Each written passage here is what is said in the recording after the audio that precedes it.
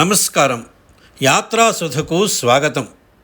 అరుణాచలం ఈ పేరు వింటేనే మనసులో ఒక తెలియని ప్రశాంతత, స్మరణ మాత్రేణ ముక్తిని ప్రసాదించే క్షేత్రం ఇది.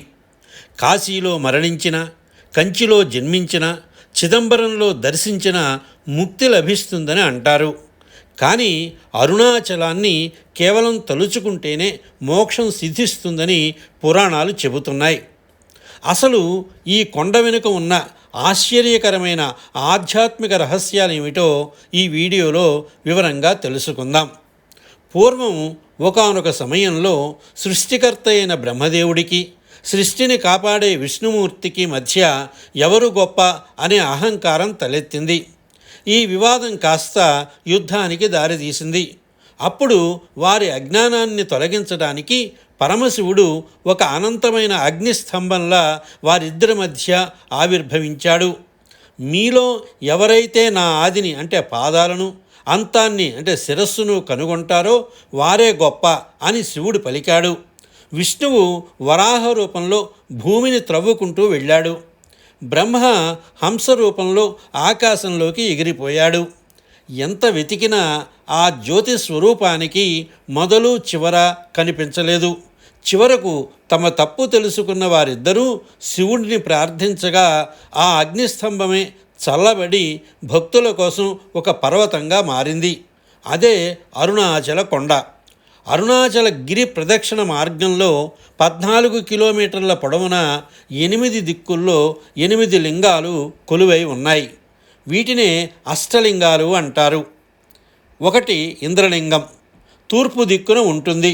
ఇది ఐశ్వర్యాన్ని ఇస్తుంది.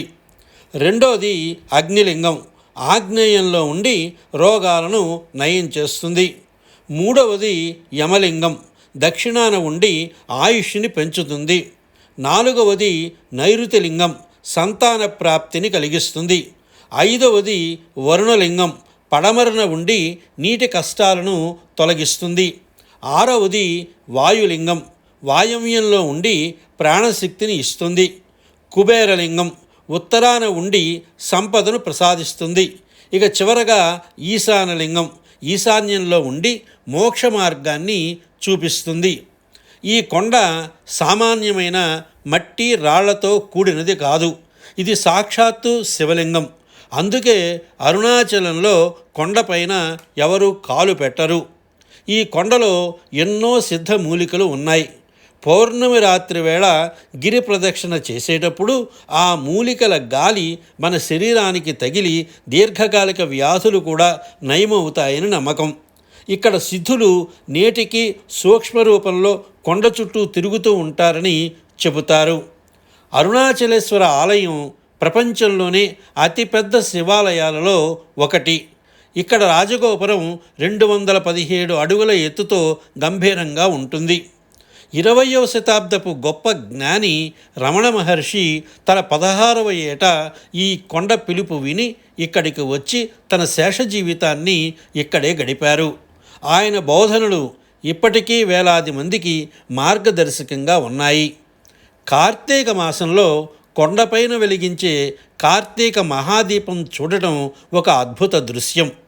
జీవితంలో కష్టాల్లో ఉన్నప్పుడు ఒకసారి అరుణాచలం వెళ్ళి గిరి ప్రదక్షిణ చేసి రండి.